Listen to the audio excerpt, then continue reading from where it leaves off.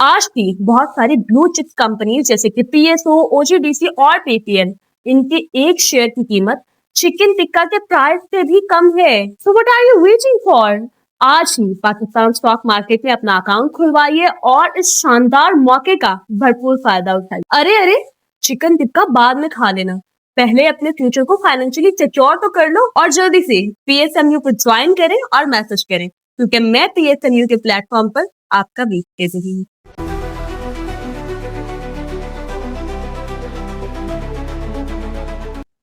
अस्सलाम वालेकुम, मैं हूं नादिया अनवर और आप देख रहे हैं पाकिस्तान शेयर मार्केट अपडेट्स। नाज़रीन, आज मंडे है और जो है आज हम मार्केट के ऊपर बात करेंगे और जो है सारी बातें करने के लिए आज हमारे साथ मौजूद हैं किफ़ाया इन्वेस्टमेंट्स के सीईओ। जी हाँ, मैं बात कर रही हूँ फैसल हफीज़ साहब की। आज वो हमारे साथ मौजूद हैं प्रोग्राम में और उनसे हम जानेंगे मार्केट के हवाले से और साथ ही साथ जो है आप लोगों के सवाल भी शामिल करेंगे। और उनको वेलकम करने से पहले यहाँ पर मैं ये ज़रूर मेंशन करूँगी कि आप जो है मेरे प्रोग्राम्स को ज़्यादा से ज़्यादा लाइक करें। अगर आपके लाइक्स जो है वो 1000+ होंगे तो यही प्रोग्राम जो है वो ड्यूरिंग मार्केट आवर्स में आप लोगों के लिए लेकर आऊँगी। और इसके साथ ही साथ जो है आपने इसको जो है मेरे चैनल को भी सब्सक्राइब करना है, साथ में बेल आइकन को भी हिट करना है ताकि कोई भी इंफॉर्मेटिव सेशन वो आपसे मिस ना हो जाए। और इसके अलावा आपने इसको शेयर करना है सबके साथ ताकि लोगों को इन्वेस्टमेंट की और साथ ही साथ जो है फाइनेंशियल मार्केट की अवेयरनेस हो। तो चलिए जी, चलते हैं अपने गेस्ट की तरफ, उन्हें वेलकम करते हैं और उनसे बात करते हैं मार्केट की। अस्सलाम वालेकुम सर। अस्सलाम वालेकुम नादिया, कैसे हैं आप? वालेकुम सलाम सर, अल्हम्दुलिल्लाह सर, मैं ठीक हूँ, आप कैसे हैं? थैंक यू फॉर इनवाइटिंग और अच्छा लगता है आपसे बात करके और आपके व्यूअर्स तक बात पहुंचा के। Thank you so much sir and welcome to my session. और आपका बहुत शुक्रिया आपके टाइम का। और सर सबसे पहले तो जो है आज की मार्केट का जो है मैं चाहूंगी एक ओवरव्यू जो है वो आप हमारे नाज़रीन के साथ शेयर करें। अच्छा, आज मार्केट जो है वो काफी स्ट्रांग खुली और फिर आखिर में कुछ करेक्शन हम्म जोन में चली गई, जो हम्म थोड़ा सा मुश्किल भी था इस बात पे यकीन करना कि इतनी स्ट्रांग मार्केट कैसे करेक्शन जोन में चली गई। ओवरऑल जो है वो जिन जिन स्टॉक्स ने अच्छी परफॉर्मेंस दिखाई उसमें एफएफसी रहा। और हमें पता है एफएफसी का जो KMI30 न्यूज इंडेक्स की जो रिकम्पोजिशन की न्यूज है हम्म, उसका एक मेजर उस पर इफेक्ट था। बिल्कुल। और इसी तरह से SSGC की इंक्लूजन थी KMI30 में, तो वो भी पॉजिटिव रहा। तो कुछ बड़े स्टॉक्स में बाकी आपको पता है कि मार्केट जो है वो एफएफसी को अगर इंक्लूड करने जाएगी KMI में तो दूसरे स्टॉक्स के लिए जगह भी बनाएगी अपने पास। तो वो एक नेगेटिव एलिमेंट है इस वक्त, जब तक ये खासकर जब तक ये न्यूज़ इंकॉर्पोरेट नहीं हो जाती मार्केट में कि एफएफसी लोगों के पोर्टफोलियो में नहीं आ जाता, जब तक जो है वो अदर स्टॉक्स पे प्रेशर आप देख रही हैं है। तो मैं इसको इससे भी रिलेट करूंगा कि एफएफसी का 15% वेट आना है KMI30 में। हम्म। तो वो 15% वेट कहीं से निकलेगा भी तो सही ना। हाँ सही, बिल्कुल। और फिर इसके अलावा आज जो है आईटी सेक्टर के हवाले से जो है वो न्यूज़ आई है कि जो है पाकिस्तान में आईटी सेक्टर एक साल में 17% और एक महीने में 5.5% जो है वो बढ़ा है। क्या लग रहा है आगे, क्योंकि ये सेक्टर काफी साइड लाइन लगा हुआ था। अभी जो हम ये रैली देख रहे थे तो उसमें थोड़ा सा साइड था। अब क्या लगता है और क्या इसका आगे देख रहे हैं? अच्छा, एज सच इतना साइडलाइन भी नहीं था। अगर हम देखें सिस्टम्स हम्म, लिमिटेड को तो उसने तो अच्छा परफॉर्म किया है। तो सही। जो आपको पता है कि जो म्यूचुअल फंड्स के फेवरेट स्टॉक्स हैं वहां हम्म तो कोई खास हमने प्रेशर नहीं देखा ना। हम्म सिस्टम लिमिटेड में स्प्लिट के बाद भी मेरे ख्याल से 50% इंक्रीज हो गया। अगर हम उस टर्म में देखें तो उसने अच्छा रिटर्न दिया है, ऑल्दो जी। बिल्कुल लेटेस्ट दिया है। बाकी हमारे जो अदर लार्ज साइज स्टॉक्स हैं जैसे TRG वगैरह, हम्म, उसमें उसके अपने मसाइल हैं, जो शेयर होल्डिंग से रिलेटेड इश्यूज हैं बिल्कुल। आपस के। अगर वो रिजॉल्व हो जाए तो उसकी अर्निंग भी अच्छी आई है। तो जो क्रेडिबल स्टॉक्स हैं, लार्ज साइज स्टॉक्स हैं, उनकी परफॉर्मेंस के डिफरेंट वजह हैं। ओवरऑल आईटी का ना चलना, मेरा मेरा ख्याल है कि कोई ऐसी वजह नहीं है कि मार्केट ओवरऑल आईटी को इम्पोर्टेंस नहीं दे रही है। तो स्टॉक की क्वालिटी पे है। और जैसे जैसे स्टॉक्स आते हैं, आपने एक दफा एक टाइम में वो भी देखा होगा पाकिस्तान डाटाकॉम की परफॉर्मेंस किस तरीके से बढ़ा और क्या उसने परफॉर्मेंस दी थी। तो stock wise, result wise depend कर रहा है। और इस तरह की कोई सरप्राइजिंग या अच्छे रिजल्ट अगर आ जाएंगे इनकी तरफ से, किसी भी कंपनी की तरफ से, तो मार्केट तो वेलकम करेगी इनको। बिल्कुल बिल्कुल। और यहाँ पर जो है हमारे साथ पार्टिसिपेंट्स मौजूद हैं, क्योंकि हमारे प्रोग्राम का टाइम बहुत लिमिटेड होता है, तो हम चलते हैं सवालात की तरफ। जी मुकीत हुसैन, अपना सवाल कीजिए प्लीज। सलाम सर। वालेकुम अस्सलाम। अच्छा, काइंडली मैंने आपसे ये पूछना है कि ये जो डे एंड पे एनसीसीपीएल की तरफ से फीपी लीपी रिपोर्ट आती है, सही उसके है। अंदर उसके अंदर बाइंग सेलिंग में डिफरेंट सेक्टर्स की जो बाइंग सेलिंग होती है वो शो होती है। तो सही उसमें है। एक कैटेगरी है ऑल अदर सेक्टर्स। अब उसके सही है। अंदर ऑल अदर सेक्टर्स में बहुत सारे इंपॉर्टेंट सेक्टर्स हैं, जिस तरह ऑटोमोबाइल हो गया, आपका फार्मा हो गया, केमिकल हो गया। इन सबको इन्होंने इकट्ठा कर दिया। तो ये सही है। कहीं से हम लोग देख नहीं सकते कि ब्रेक डाउन क्या है, कि मतलब इन सेक्टर्स में डिफरेंटली, मतलब अलग अलग सेक्टर्स में कहाँ कितनी बाइंग सेलिंग हुई है। और ये आपके ख्याल में ट्रांसपेरेंसी के अगेंस्ट नहीं है कि सारे इतने इंपॉर्टेंट सेक्टर्स को इन्होंने इकट्ठा करके उसकी एक ही बाइंग सेलिंग डाली भी, मतलब शो की भी होती है। तो मतलब ये इन्वेस्टर्स के लिए ये जरा ट्रांसपेरेंट होना चाहिए ना, कि सारे इतने इंपॉर्टेंट सेक्टर्स हैं, जिस तरह केमिकल हो गया, फार्मा हो गया, ऑटो हो गया, उन सबको आपने इकट्ठा किया हुआ है। उस तरह पता ही नहीं लगता कौन से सेक्टर में कितनी बाइंग हुई है, कितनी सेलिंग हुई है। तो इस बारे में प्लीज आप थोड़ा सा गाइड कर दें। मेरे ख्याल से आपने बहुत ही अच्छा पॉइंट रेस किया है। और मेरे ख्याल से सिर्फ पॉइंट रेस करने की बात है, अगर हम मिलके इसको रेस करें, नेशनल क्लियरिंग को भी बताएं। क्योंकि बहुत सारी चीजें मैंने एक टाइम में देखा था, बहुत सारे सेक्टर्स ऐसे हैं जिनका वेट जो है वो उन सेक्टर का ज्यादा हो गया है जो अदर्स में है, और उन सेक्टर्स का कम हो गया है। कुछ ऐसे सेक्टर्स हैं जिनका वेट कम हो गया है as compared to some sectors in others. अभी मुझे एग्जैक्ट नहीं पता, मैं नाम नहीं ले सकता, लेकिन कुछ सेक्टर्स ऐसे हैं जो जिनका वेट अब इस वक्त ज्यादा है।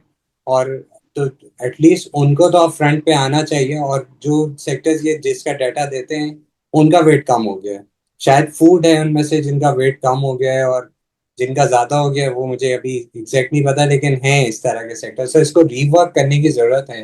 एटलीस्ट वेट्स के हिसाब से अगर उन्होंने टॉप टॉप 9 दे रहे हैं या टॉप 10 दे रहे हैं, तो अगर टॉप 10 भी दे रहे हैं तो टॉप 10 का वेट तो रिफ्रेश करेंगे कम से कम। तो ये अब एज ए इंडिविजुअल इन्वेस्टर हम तो ये नहीं कर सकते। आप लोग ही अगर जो इंपॉर्टेंट मेरे ख्याल से इकट्ठे हमें बैठे हुए लिखना हैं। चाहिए। You are very right. मैंने एक टाइम में सोचा था कि हमें लिखना चाहिए, एनसीसीपीएल को रिक्वेस्ट करनी चाहिए कि आप एटलीस्ट रिफ्रेश तो करें नए वेट्स के हिसाब से। जी प्लीज करें। Thank you so much. Thank जी। बहुत शुक्रिया मुकीत साहब, बहुत अच्छा पॉइंट आपने रेज किया। जी नासिर खुर्शीद, अपना सवाल कीजिए प्लीज। मैंने ये पूछना था कि ये के इलेक्ट्रिक आज सडनली ऊपर गया, इसके बारे में क्या इनका रिव्यू है, और दूसरा ओजीडीसी को फ्यूचर में कैसे देखते हैं? Thank you. देखिए, के इलेक्ट्रिक हाई रिस्क हुआ है। आपको पता है, दो शेयर होल्डर्स, एक शेरियार ग्रुप है, शेरियार चिश्ती, जो कि जिसका के इलेक्ट्रिक के ऊपर एक कंपनी है केएस पावर। केएस पावर जो है वो के इलेक्ट्रिक को ओन करती है along with government. KS power के दो शेयर होल्डर्स हैं, एक शेरियार चिश्ती ग्रुप है और जो अबराज वाले थे, और एक और ग्रुप है जिसमें जिसको कहते हैं सोमया ग्रुप, सोमाया ग्रुप। उसमें अबराज वाले कहते हैं कि उस ग्रुप में दूसरा जो साइड, दूसरी साइड का जो ग्रुप है, उस ग्रुप के अंदर वो है एकेटी और हबीबुल्ला खान भी मौजूद है along with Kuwaiti and Saudi investors. तो दोनों तरफ हाई प्रोफाइल इन्वेस्टर्स हैं। अबराज वाली साइड जो है वहां पे भी कुछ हाई प्रोफाइल इसके अलावा भी हैं। शेरियार तो शेरियार ग्रुप जो है वो 54% ओन करता है केएस का, और ये जो दूसरा ग्रुप है ये 46% है, लेकिन कोई किसी की परसेंटेज मानता नहीं है। और आप देख रहे हैं कि इनका फड्डा जो है इस लेवल तक पहुंच गया है कि बोर्ड ऑफ डायरेक्टर्स के इलेक्शन नहीं हो पा रहे हैं। और एक ग्रुप जो है वो मेरे ख्याल से शरियार ग्रुप जो है, शरियार चिश्ती ग्रुप, वो के इलेक्ट्रिक के सीईओ को निकालना चाहता है। दूसरा ग्रुप इनको सपोर्ट कर रहा है के इलेक्ट्रिक के सीईओ को। तो गवर्नमेंट भी शायद पजल हो गई है कि किस तरफ का व्यू बनाए अपने, और किस ग्रुप को जो है वो मुझे भी सही क्लैरिटी नहीं है, तो देखिए जहाँ पे ये टीआरजी वाला काम हो रहा है कि जहाँ पे क्लैरिटी नहीं है, ऊपर लेवल पे बहुत फटा है, वहाँ पे स्टॉक इसी तरह मूव करेगा। कोई ग्रुप कभी किसी साइड पे ले जाएगा, कभी किसी साइड पे ले जाएगा, क्योंकि जब तक इलेक्शन नहीं होते, जब तक सीईओ का डिसीजन नहीं होता, ये वॉलेटाइल बहुत रहेगा स्टॉक। तो इस हिसाब से इसमें काम करें। तो ओजीडीसी का इन्होंने पूछा था। जी, ओजीडीसी, मेरा जो मैंने बिल्कुल ओपनिंग में बोला कि हम्म। एफएफसी क्योंकि इंक्लूड हो रहा है, तो कुछ हाँ। बड़े स्टॉक्स को एक्सक्लूड होना पड़ेगा और उनमें सेलिंग प्रेशर है। तो मैंने आपने इससे पहले देखा था सब कितना अच्छा रैली किए थे, लकी, एंग्रो एच, बिल्कुल। OGDC, systems. अब ये जो सारे बड़े स्टॉक्स हैं, इनको अब स्पेस बनानी पड़ रही है एफएफसी के लिए। तो मेरे ख्याल से ये अब मंडे को सेटल होना शुरू हो जाएगा, मंडे को इंडेक्स रिकम्पोजिशन कंप्लीट हो जाएगी। तो अब ये बड़े स्टॉक्स जो अदर देन एफएफसी हैं, उनमें कुछ ना कुछ अब पावर आनी चाहिए वापस। आपको पता है कि न्यूज के होने से पहले चीजें ज्यादा चल जाती हैं बजाय इसके के होने के बाद। तो हाँ। ओजीडीसी रिलेटेड नेगेटिविटी शायद अब इंकॉर्पोरेट हो चुकी हो, या जो और भी बड़े स्टॉक्स रिलेटेड, जो एक पहले एक स्टॉक बेचेंगे तो दूसरा लेंगे ना, तो वो शायद काम हो चुका हो ज्यादातर अपेरेंटली। तो मुझे लगता है रिकवरी होनी चाहिए स्पेसिफिक स्टॉक्स में। और ऐसे ये कोई बहुत वो वाले स्टॉक्स तो है नहीं जो बहुत ज्यादा वॉलेटाइल होते हैं। तो ग्रेजुअली होगा जो भी होगा, और मार्केट मोमेंटम का हो सकता है इंतजार करे दोबारा से। तो क्योंकि मोमेंटम कोई इस वक्त सॉलिड या कोई बिल्कुल वाजे मोमेंटम नहीं है इस वक्त, तो शायद कुछ देर से बढ़े, लेकिन इन स्टॉक्स में कोई रिस्क नहीं लगता। सही। जी, हैदर अली अपना सवाल करें। अस्सलाम वालेकुम सर। जी, वाले। वालेकुम अस्सलाम। सर काइंडली पूछना था कि स्टील सेक्टर में कब तक आप एक्सपेक्ट करते हैं कि इसमें परफॉर्मेंस आएगी सर? अगेन वही बात है, स्टील सेक्टर भी पॉलिसी रिलेटेड है। गवर्नमेंट ने एक टाइम तक ये पॉलिसी रखी कि जो, और मेरे ख्याल से लॉ एंड ऑर्डर से भी बहुत ताल्लुक है, जो फाटा में जो पॉलिसी गवर्नमेंट की रही कि वहां पे अलाउड था स्टील सेक्टर को कुछ चीजें। ऑल्दो पहले अलाउ ये किया था कि स्टील सेक्टर इंपोर्ट कर सकता है अपने यूज के लिए, फाटा में यूज के लिए। और लेकिन वो मिसयूज हुआ और वहां पे इंपोर्ट करके Pakistan rest of the country में भेजना शुरू कर दिया उन्होंने फाटा की एग्जेम्पशंस को। और फिर इस बात पे गवर्नमेंट ने क्लैरिफिकेशंस दी कि सिर्फ फाटा में जो यूज होगा उसके अगेंस्ट सेल्स टैक्स या दूसरी जो मुरादें वो मिलेंगी, अदर्स पे नहीं मिलेंगी। लेकिन वो अब कितना वीक है या कितना स्ट्रांग है, ये इस पे डिपेंड करता है कि लॉ एंड ऑर्डर सिचुएशन क्या है। मुझे लगता है कि कुछ ना कुछ लॉ एंड ऑर्डर सिचुएशन उस साइड पे इतनी अच्छी ना होने की वजह से, खासकर ये अफगानिस्तान इशू होने की वजह से, जो एक स्ट्रांग स्टैंड होना चाहिए गवर्नमेंट का फाटक में स्टील मिलर्स पे, वो शायद इस वक्त थोड़ा माइल्ड हो गया है। तो ये मेरा व्यू है। अदरवाइज स्टील सेक्टर को अब पिक कर देना चाहिए, जब जैसे जैसे गवर्नमेंट ने खासकर वो वाली जब पाबंदी लगाई थी कि फाटा के लिए एग्जामेशन ले रहे हैं तो फाटा में ही यूज होना चाहिए। ये अगर इंश्योर कर लिया जाए तो फिर स्टील सेक्टर को रिकवर होना शुरू हो जाना चाहिए। सही। बहुत शुक्रिया हैदर अली साहब। अच्छा सर, ये करंट अकाउंट खसारा जो है वो 112 मिलियन डॉलर जो है वो रिकॉर्ड हुआ है। इसका क्या इम्पैक्ट आगे आप देख रहे हैं, क्या लग रहा है? देखिए, एक्सपेंशन के साथ करंट अकाउंट डेफिसिट तो होगा, हम्म। और बहुत कंट्रोल्ड है। कोई मेरे ख्याल से अगर हम लोग जो टारगेटेड या बजटेड है, मेरे ख्याल से वो 2 to 3 बिलियन डॉलर तो वैसे ही होता है। मेरे ख्याल से 1% ऑफ जीडीपी तो वैसे ही है टारगेटेड। तो थोड़ा सा तो करंट अकाउंट डेफिसिट होना कोई बुरी बात नहीं है।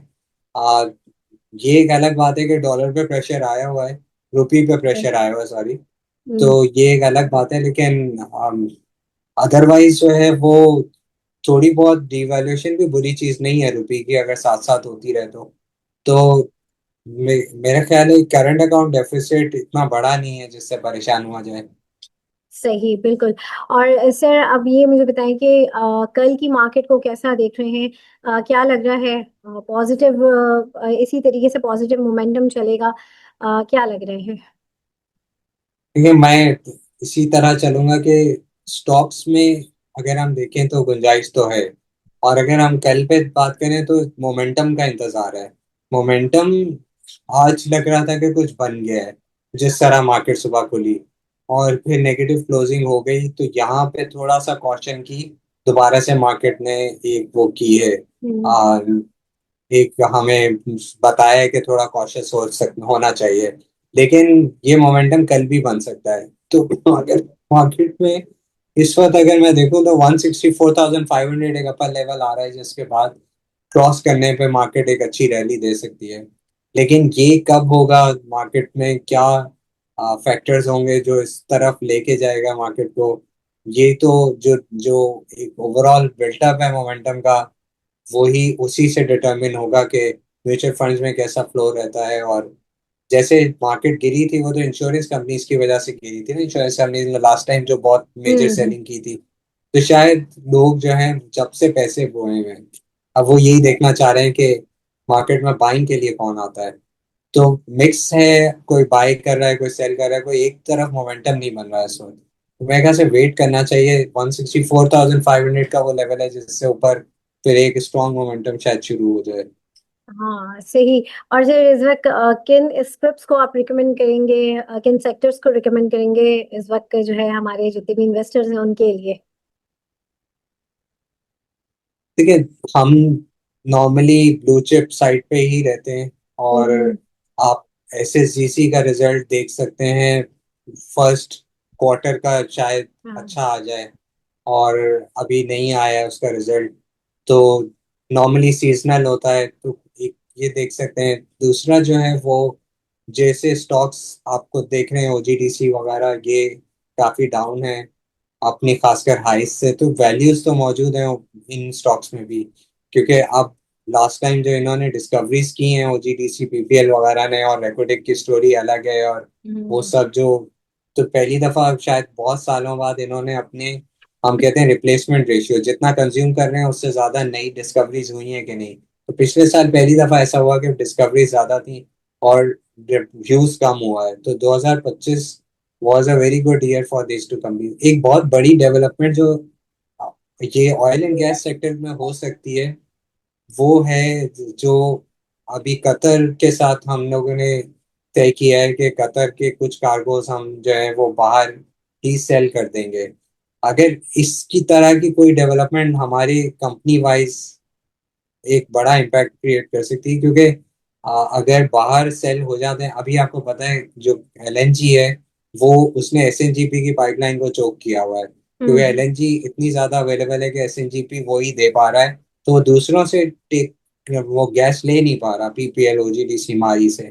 तो अब ये एक पॉइंट है कि अगर कतर वाली चीज अच्छी रिजॉल्व हो जाती है और वहां पे हम गैस की, सही है नुकसान होगा कंट्री लेवल पे, लेकिन शायद कंपनी लेवल पे नुकसान ना हो। मैं ठीक श्योर नहीं हूँ इस बात पे, लेकिन है। अपेरेंटली मुझे ऐसा लग रहा है कि कंपनी लेवल पे फायदा होगा, क्योंकि ओजी पीपीएल सबकी सेल जो है शायद यहाँ से 20% इंक्रीज हो जाए, इंक्लूडिंग मारी। मेरा ख्याल है ये तीनों कंपनीज की सेल यहाँ से 15 to 20% इंक्रीज हो सकती है, अगर ये कतर वाली एलएनजी वाला मसला रिजॉल्व हो गया। सही। और सर यहाँ पे हपको का भी इन्होंने पूछा है, हैदर साहब ने थोड़ा सा हपको को भी कि लॉन्ग टर्म में कैसा है लग रहा है? आपको भी उन्हीं स्टॉक्स में जिसको एफएफसी को जगह देनी पड़ी है। और एफएफसी क्योंकि केएमआई 30 का स्टॉक है, 10% 9% वेट है इसका केएमआई 30 में, एफएफसी को 15% की स्पेस चाहिए थी। तो 2-2% भी सबने ऑफ किया, तो हब पावर पे भी प्रेशर आया है। तो ये सही। सारे टॉप टियर स्टॉक्स में यही है, हब पावर में अपना कोई इशू नहीं है। और आपके सामने है बीवाईडी और सारी चीजें जो रिजॉल्व हुई हुई हैं। और मेरे ख्याल से अगर कंसोलिडेटेड अर्निंग पे देखें तो सबसे अच्छा स्टॉक ही यही है, हाँ पावर ही है। कंसोलिडेटेड अर्निंग अभी भी 35 वगैरह से ऊपर है। तो सही। मैं इसमें हाँ पावर जैसे स्टॉक में कोई इशू नहीं है, सिर्फ डिमांड सप्लाई की एक मसला जो क्रिएट हुआ है, जो मैंने डिफाइन किया। मेरा अपना व्यू इस पे ये है। सही। Thank you so much sir Faisal, आपका बहुत शुक्रिया। और जो है हमारे साथ जितने भी पार्टिसिपेंट्स बैठे हुए थे उनका भी बहुत शुक्रिया। और नाज़रीन यहाँ पर जो है मैं लूंगी इजाजत, इंशाल्लाह आप लोगों से फिर मुलाकात होगी, तब तक के लिए अल्लाह हाफिज।